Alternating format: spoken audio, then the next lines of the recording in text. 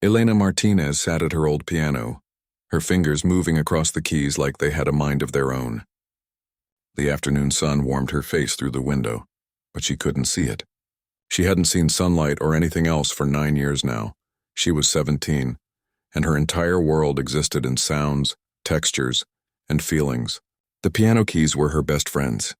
She knew every scratch, every slight difference in how each key felt under her fingertips. The middle C was smoother than the others because she played it so often. The F sharp in the higher octave stuck just a tiny bit before it came back up. These little details were like a map that only she could read. Her mother called from the kitchen. "Elena, take a break, honey. You've been playing for 4 hours straight. Just 10 more minutes, Mom. I almost have this part down." Her mother, Rosa, smiled even though Elena couldn't see it. She was used to this. Ever since they brought that piano home 3 years ago, Elena barely left its side. Rosa had worked extra shifts at the diner and saved every spare dollar to buy it. It wasn't new or fancy, but to Elena, it might as well have been made of gold. Elena had lost her sight when she was 8 years old. It happened so fast that even the doctors were shocked. One week she was a normal kid who loved drawing and watching cartoons. The next week her vision started getting blurry. Within a month everything went dark. The doctors said it was a rare condition, something with a long medical name that nobody could pronounce properly. They tried treatments, but nothing worked. Those first few months were the hardest time of Elena's life. She remembered crying herself to sleep, bumping into furniture, feeling completely lost in her own home. She was angry at the world, angry at her body for betraying her. Her father had left when she was just a baby, so it was just her and her mom. Rosa held her through every breakdown, every frustrated scream, every moment of despair. Then one day, her mom took her to a community center where they had activities for people with disabilities. That's where Elena heard someone playing the piano for the first time. Really playing it, not just the simple songs she'd heard before. The music wrapped around her like a warm blanket. She felt every note in her chest. It was like the piano was speaking a language she didn't know she understood. "Can I try?" She had asked the teacher, a kind older woman named Mrs. Chen. Mrs. Chen guided her hands to the keys and showed her a simple melody. Elena was hooked instantly. For the first time since losing her sight, she felt like she found something that was completely hers, something that darkness couldn't take away. Mrs. Chen gave her free lessons for 2 years, until she moved to another city to be closer to her grandchildren. Before she left, she told Rosa something that stuck with her. "Your daughter has a gift, not just talent, a real gift. She hears music differently than anyone I've ever taught." After Mrs. Chen left, Elena taught herself. She found videos online where people explained techniques. Her mom would describe what the person's hands were doing in the video. Elena would listen to famous pianists for hours, memorizing every note, every pause, every emotion in their playing. She learned to hear things that other people missed. The tiny breath a pianist took before a difficult section. The slight hesitation that showed they were feeling the music deeply. She practiced until her fingers hurt. Then she practiced more. Her mom would sometimes find her asleep at the piano bench, her hands still resting on the keys. Rosa worried about her, but she also saw something beautiful happening. Her daughter, who had been so lost and angry, had found her purpose. Now, 3 years later, Elena was preparing for something big. Something that scared her and excited her at the same time. The International Young Musicians Competition was coming to Vienna, and they had opened auditions to musicians under 20 from all over the world. It was one of the most prestigious competitions for young artists. Winners got scholarships, concert opportunities, and recognition that could launch a real career. Elena had sent in her application 2 months ago. She recorded herself playing on her phone, sent it in with her mom's help, and tried not to get her hopes up too high. But yesterday the email came. She was invited to audition in person in Vienna. Her mom had cried when she read the email out loud. Happy tears this time. "You did it, baby. You're really going to Vienna." Vienna, Austria, a place Elena had only heard about in stories and documentaries. The city of Mozart and Beethoven. The city where some of the greatest musicians in history had walked the same streets, played in the same concert halls. The problem was money. Plane tickets weren't cheap. Neither was staying in a hotel in Vienna, even for just a few days. Rosa looked at their savings account and did the math over and over, trying to make it work. Elena heard her mom talking quietly on the phone late at night. asking her boss if she could pick up extra shifts. She heard the stress in her mother's voice, the tiredness. It made her chest tight with guilt and love at the same time. "Mom," Elena said one evening, "maybe I shouldn't go. It's too expensive, and what are the chances I'd actually win anyway?" Rosa sat down next to her on the piano bench. She took Elena's hands in hers. "Don't you dare say that. We'll figure out the money. Your talent is not something you hide because things are hard. You've worked too hard for this." The local community rallied around them in ways Elena never expected. Someone started a fundraiser online. The diner where Rosa worked held a special dinner where all the tips went to Elena's travel fund. Mrs. Patel from the apartment downstairs donated money she'd been saving. Even people Elena didn't know contributed $20 here, $50 there. Within 2 weeks, they had enough. Elena would go to Vienna. She would audition at the competition. She would stand on a stage in front of judges who had probably heard thousands of pianists, and she would play her heart out.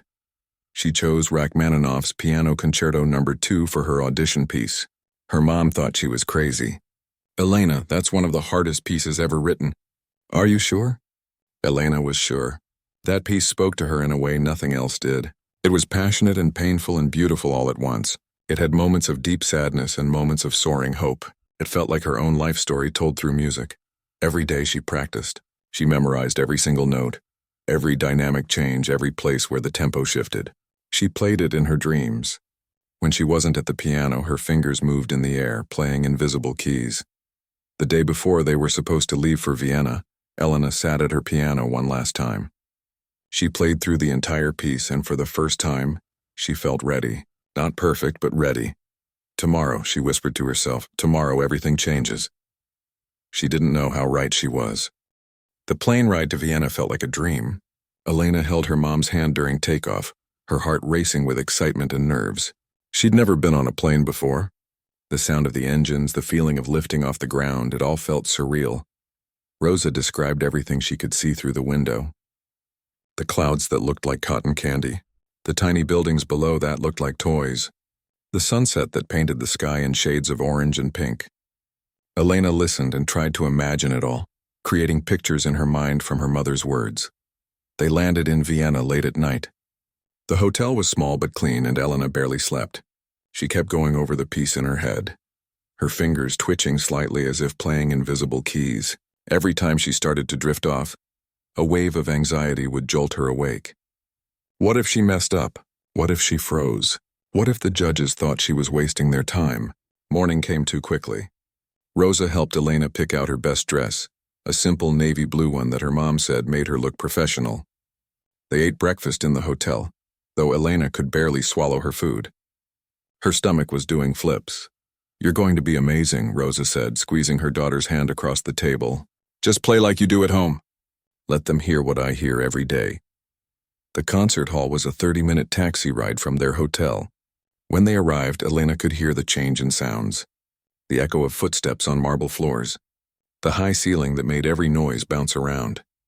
People talking in different languages, their voices mixing together into a nervous buzz. A volunteer guided them through registration. Elena could feel eyes on her as they walked. She knew people were staring. They always did when they saw her white cane, the way she held her mom's arm, the slight uncertainty in her steps. "Contestant number 47, the volunteer said, handing Rosa a number to pin on Elena's dress. "The auditions are running about 20 minutes behind schedule. You'll wait in the holding area until your number is called." The holding area was filled with other young musicians.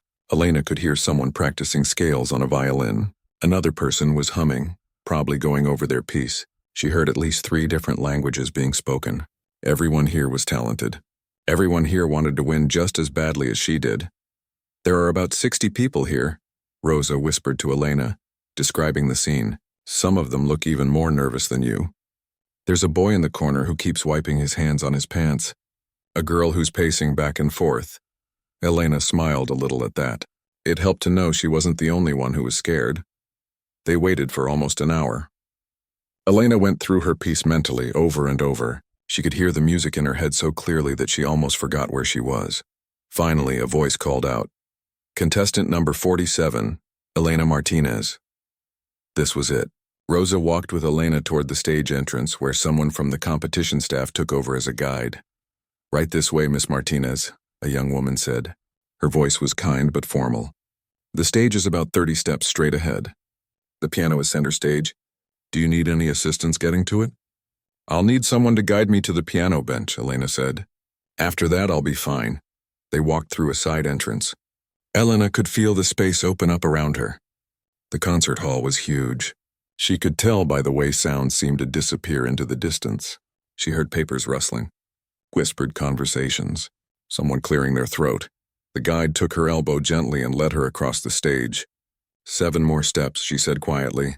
5, 3, here's the piano bench. Elena's hands found the bench. She sat down slowly, adjusting her position. She reached out and touched the piano. It was a grand piano, much bigger and nicer than her old upright at home. The keys felt smooth and cool under her fingers. "Whenever you're ready," a voice called from somewhere in front of her. One of the judges, Elena took a breath. She was about to introduce herself and announce her piece when it happened. Her foot caught on something. The pedal, maybe. Or the leg of the bench. She wasn't sure. But she shifted her weight wrong and bumped into a music stand that was sitting next to the piano. It fell with a loud crash and papers scattered everywhere. The sound echoed through the huge hall. Elena froze, her face burning with embarrassment. "I'm so sorry," she started to say. But someone was already rushing over to pick up the papers. Then she heard it. A voice from the judge's table. A man's voice speaking in a low tone but not low enough. The acoustics of the concert hall carried his words perfectly. "This is a waste of time. How can someone who can't even see the keys play seriously? We have 100 applications we turned away, and this is who gets an audition slot." Other voices chuckled quietly. Not everyone, but enough that Elena heard it. The sound hit her like a physical blow. Her hands started shaking. She felt her mother's presence somewhere behind her in the wings, and she knew Rosa must have heard it too. Elena could almost feel her mom's anger from across the room. For a second, she thought about standing up and walking off. Just leaving. Going back to the hotel, going back home, forgetting this whole thing. Who was she kidding anyway? This was the International Young Musicians Competition. These people had probably trained at the best music schools in the world. What was she with her used piano and her YouTube tutorials? But then something else rose up inside her. Something stronger than the embarrassment. Stronger than the fear. She thought about every hour she'd spent at that piano. Every time her fingers ached, but she kept going. Every piece she'd memorized, note by note, measure by measure. Every person back home who believed in her enough to donate their hard-earned money so she could be here. That judge didn't know her. He didn't know what she'd been through. He didn't know what she could do. She straightened her back. She positioned her hands over the keys. Her fingers weren't shaking anymore. "I'll be performing Rachmaninoff's Piano Concerto No. 2, she said, her voice steady and clear. In C minor. She heard a slight intake of breath from someone at the judge's table. Probably the same man who'd insulted her. Rachmaninoff's second concerto was notoriously difficult. Most professional pianists found it challenging. For someone her age to attempt it was bold. For someone who couldn't see to attempt it seemed impossible. Good, Elena thought. Let them think it's impossible. The concert hall went completely silent. Elena could hear her own heartbeat.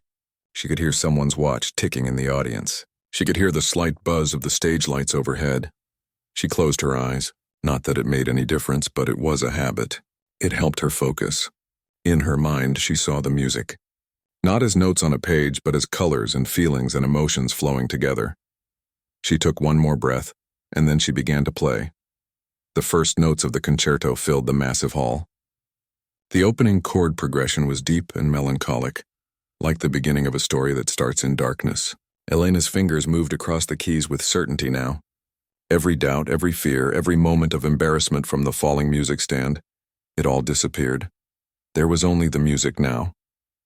Only the piano and her and the story she was telling through Rachmaninoff's brilliant composition. She could feel the shift in the room already. The energy had changed. People had stopped whispering. Even the judge who'd mocked her had gone completely silent. But Elena wasn't playing for them anymore. She was playing for herself. For her mom. For every person who'd ever been told they couldn't do something because of how they were born or what had happened to them. She was playing to prove that some things don't require sight. They require soul, and Elena Martinez had soul in abundance. Elena's fingers moved across the keys like water flowing over stones. The opening section of Rachmaninoff's concerto was meant to sound like bells, distant and haunting. She played each note with perfect clarity, letting them ring out into the vast concert hall. In the judges' section, Maestro Victor Constantine sat with his arms crossed. He was 63 years old and had been playing piano since he was 4. He'd performed in every major concert hall in the world. He'd heard thousands of pianists, maybe tens of thousands. He'd judged competitions in Paris, New York, Tokyo, and Moscow. He thought he'd heard everything. He expected this blind girl to stumble, to miss notes, to play technically but without real understanding. He'd seen it before with young musicians who had disabilities. They worked hard, sure, but there was a difference between working hard and having true mastery. But as Elena moved into the second measure, then the third, something made him uncross his arms. She wasn't stumbling. She wasn't hesitating. Her hands knew exactly where to go. The concerto began to build. The tempo increased. The melody started to climb, getting more complex, more demanding. Elena's left hand played the deep bass notes while her right hand danced through the higher register. It was like watching two conversations happen at once, both perfectly in sync.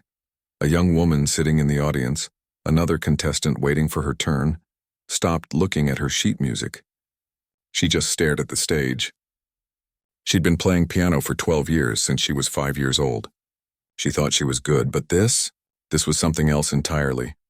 Elena reached the part that most pianists dreaded. The cascading runs that went up and down the keyboard in rapid succession. Your fingers had to be perfectly positioned. One mistake and the whole thing fell apart. Even professionals sometimes stumbled here. Elena's hands flew across the keys. Not a single note was missed. Not a single moment of hesitation. Her fingers seemed to know where each key was before she even touched it. It was like the piano was an extension of her own body. But it wasn't just the technical skill that made people lean forward in their seats. It was something deeper. The way she played had emotion in it that you couldn't teach. When the music got sad, you could hear the sadness. When it got angry, you could feel the anger. When it reached for hope, everyone in that room felt that reaching. Rosa stood in the wings, tears streaming down her face. She'd heard Elena play this piece 100 times at home. But here, in this massive hall, with these perfect acoustics, with everything on the line, her daughter was playing like she'd never played before. The middle section of the concerto came. This part was slower, more romantic. It was the heart of the piece where Rachmaninoff showed his softer side. Elena's touch on the keys became gentler. Each note was played with such care, such tenderness, that it felt almost like a whisper. An older man in the third row closed his eyes. He'd lost his wife 2 years ago. She used to play piano, not professionally, just for fun, but she loved it. Hearing this piece played with such feeling brought her memory back so vividly that he had to pull out his handkerchief. Constantine found himself sitting forward. His trained ear caught everything. The way she used the pedal, not too much, not too little. The way she shaped phrases, letting some notes sing longer than others. The dynamics moving from barely audible to powerful and back again. She understood this music, really understood it. How? How could someone so young, someone who'd probably never had formal training at a prestigious conservatory, play with this level of maturity? The piece built toward its climax.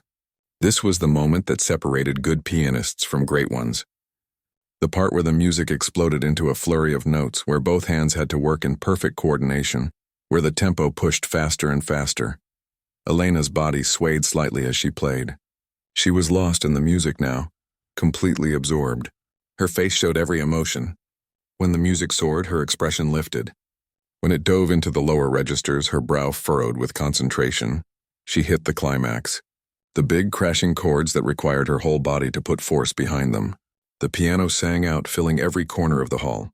Some people in the audience felt it in their chests, the way you feel a bass drum at a concert. Then, just as suddenly as it had exploded, the music pulled back. This was Rachmaninoff's genius. After all that power, he brought it down to something quiet and contemplative. Like after a storm, when everything goes still, Elena played these measures with heartbreaking delicacy. Her fingers barely touched the keys. The notes floated in the air like snowflakes. A judge on the panel, a woman named Dr. Hoffman, who taught at the Royal Academy of Music, wiped her eyes quickly. She prided herself on being objective, on judging only the technical merits. But this wasn't just technical. This was art, pure art. The final section approached, the part where the melody returns but transformed, where everything that came before leads to a resolution. Elena built it slowly. She didn't rush. She let each moment breathe. Her right hand played the melody while her left hand provided the foundation. The music climbed higher and higher.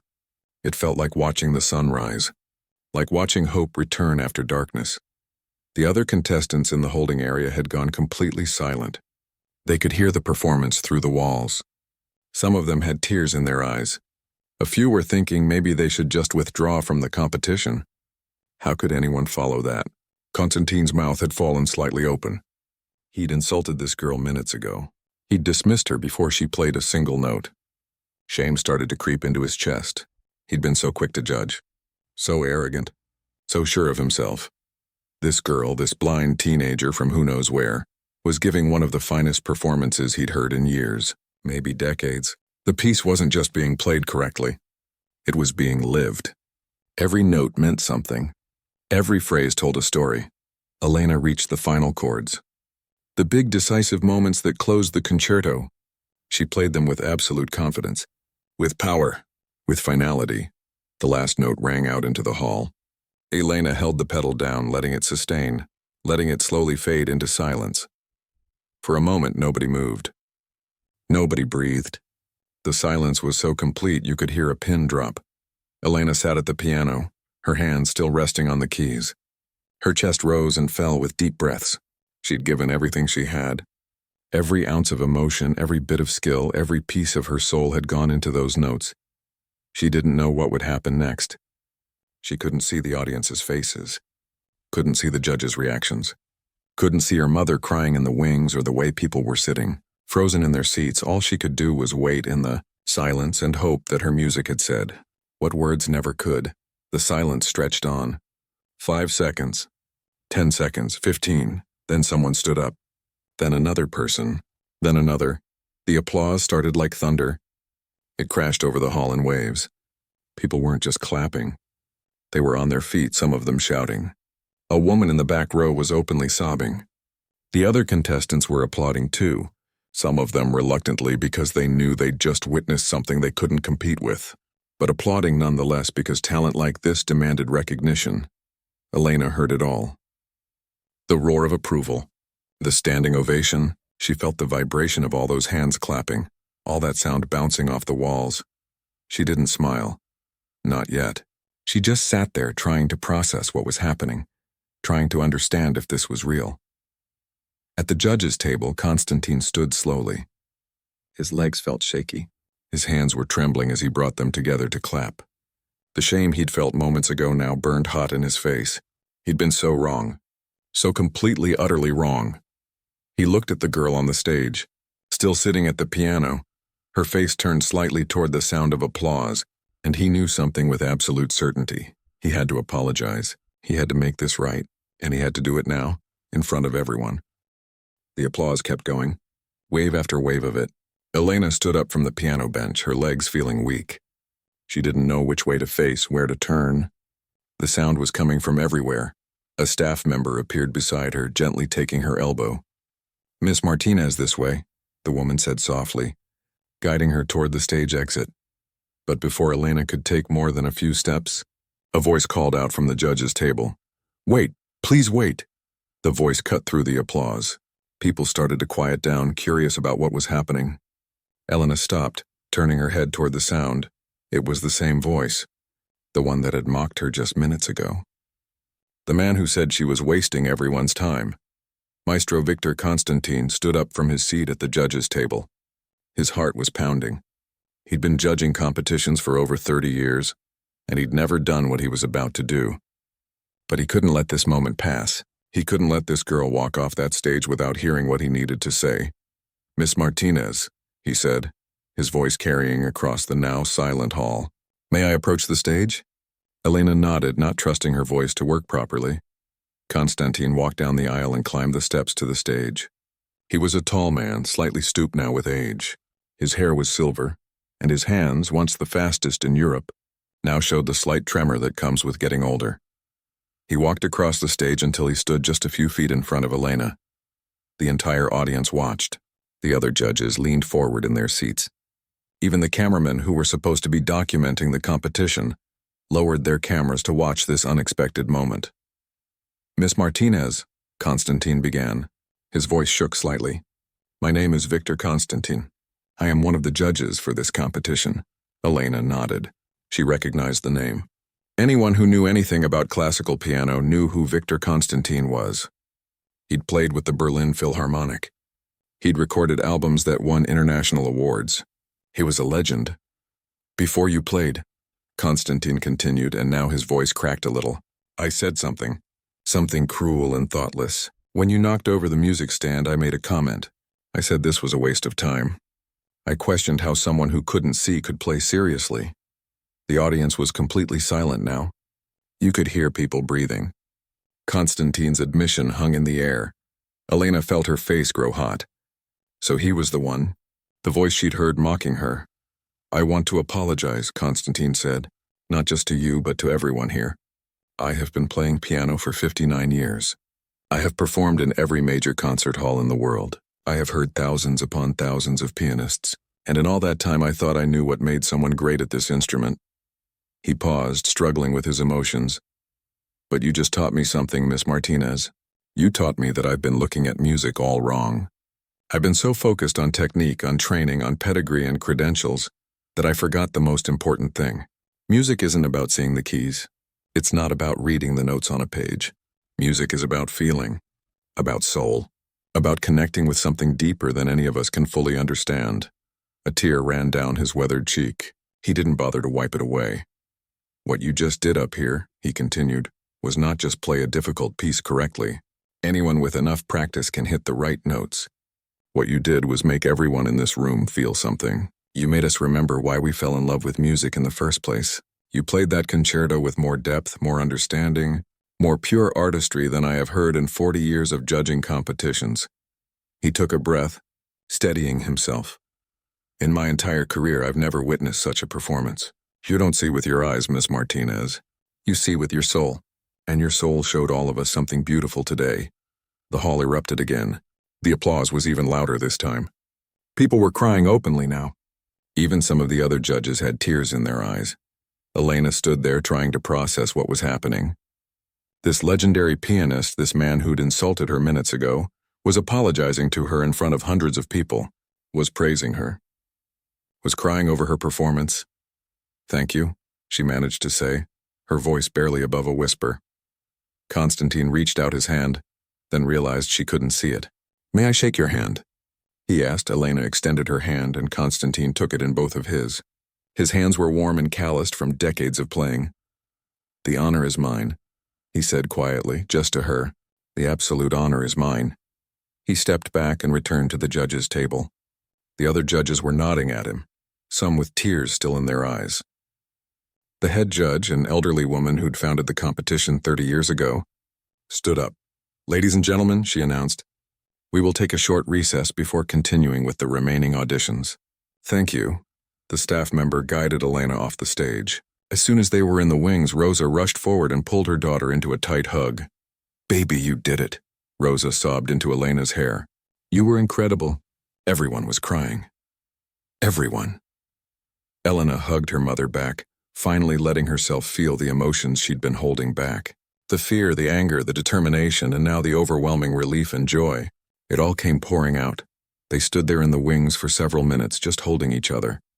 Other contestants walked past them, some offering quiet congratulations. Elena heard whispers around her. "Did you hear what she played? That was insane. I've never heard anything like that. How is that even possible?" A volunteer brought them water and showed them to a quiet room where they could wait. The competition would announce the results at the end of the day, after all the contestants had performed. "Do you think you won?" Rosa asked, though she already knew the answer in her heart. Elena shook her head. "I don't know, Mom. Everyone here is talented. But I did my best. I played the way I wanted to play. That's all I could do." But deep down, something had shifted in Elena. Not arrogance, but a quiet confidence. She'd faced her fear. She'd stood on that stage after being mocked and humiliated, and she'd let her music speak for her. She'd shown them all what she was capable of. Whatever happened next, nobody would ever make her doubt herself again. The hours crawled by. They could hear music from the concert hall as other contestants performed. Some were good, some were very good, but Rosa noticed that the applause after each performance was polite, enthusiastic even, but nothing like the thunder that had followed Elena's performance. Finally, as the sun began to set outside, all the contestants were called back to the concert hall. This was it, the moment of truth. The head judge took the stage with an envelope in her hand. This year's competition was exceptional, she began. We heard remarkable talent from young musicians around the world. The decision was not easy. Elena's heart pounded so hard she thought everyone could hear it. However, the judge continued, one performance stood out. Not just for technical excellence, but for artistry that moved every single person in this room. The first place winner, with a unanimous decision from all 5 judges, is Elena Martinez. The crowd exploded. Elena felt her mother grip her hand so tight it almost hurt. She couldn't breathe. She couldn't think. Had she really just heard her name? Elena Martinez, the judge called out. Please come to the stage. Someone guided her up the steps and across the stage. The judge placed a medal around her neck and handed her something. A trophy, Elena realized, feeling its weight in her hands. You have also been awarded a full scholarship to the Vienna Conservatory, the judge announced, courtesy of Maestro Constantine, who has personally agreed to mentor you. Elena's knees almost gave out. A full scholarship. Personal mentoring from one of the greatest pianists alive. This wasn't just a win. This was her entire life changing in an instant. The applause continued. Elena stood there on the stage holding her trophy, tears streaming down her face, and allowed herself to finally believe it. She'd done it. Against all odds, she'd actually done it. The next morning, Elena woke up in her hotel room and touched the medal on the nightstand. For a moment, she wondered if yesterday had been a dream, but the cold metal under her fingers was real. The trophy sitting next to it was real. All of it had actually happened. Rosa was already awake, sitting by the window. The hotel phone hasn't stopped ringing, she said excitedly. News outlets want to interview you. The Vienna Conservatory called to discuss your scholarship. And Maestro Constantine wants to meet with us for breakfast. Elena's stomach flipped. Constantine. The man who'd gone from mocking her to offering her a mentorship in the span of 30 minutes. She still couldn't quite believe it. They met him in the hotel restaurant. Elena heard his footsteps approaching their table, confident but with a slight drag that suggested his age. Miss Martinez, Mrs. Martinez. He greeted them warmly. Thank you for agreeing to meet with me. They sat down and a waiter brought coffee and pastries. Constantine cleared his throat.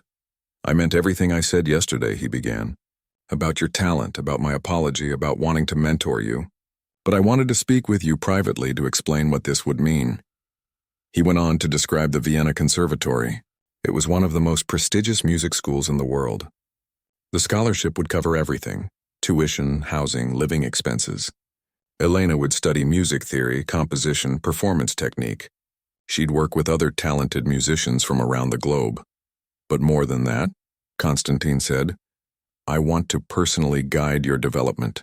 I see something in you that I haven't seen in decades. Raw talent combined with deep emotional understanding. That's rare. That's special. Elena listened, her heart racing. This was everything she'd ever dreamed of and more. But there was a problem. A big one. What about my mom? Elena asked quietly. She's all I have. I can't just leave her alone back home. Rosa reached over and squeezed her daughter's hand. Baby, this is your chance. You're one shot. I'll be fine. No, Elena said firmly. I won't go without you. Either you come with me or I don't go at all. Constantine was quiet for a moment. Then he spoke. Mrs. Martinez, what do you do for work? I'm a waitress at a diner, Rosa answered. The conservatory needs staff, Constantine said thoughtfully. Administrative work, student services, various positions.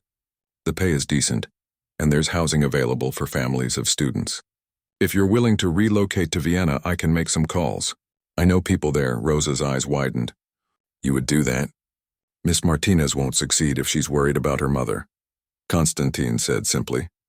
Family support is crucial for young artists. So yes, I would do that. I will do that. Elena felt tears welling up again. She'd cried more in the past 24 hours than she had in years. Over the next few weeks, things moved quickly. The video of Elena's performance was uploaded to the competition's official channel. Within 3 days, it had 2 million views. Within a week, 10 million. People shared it everywhere. Comments poured in from all over the world. "I'm a piano teacher and I'm crying. This is what music is supposed to be. I showed this to my daughter who has a disability. She said if Elena can do this, she can do anything. Thank you. I've listened to this 20 times and it gets better every time." Pure magic. News outlets picked up the story. Blind teen wins international competition after judge mocked her. Piano prodigy proves disability is no barrier to greatness. The headlines weren't always perfect, but the message spread. Elena gave interviews from her living room back home, her old piano visible in the background. Reporters asked her about her blindness, about her training, about that moment when Constantine had insulted her.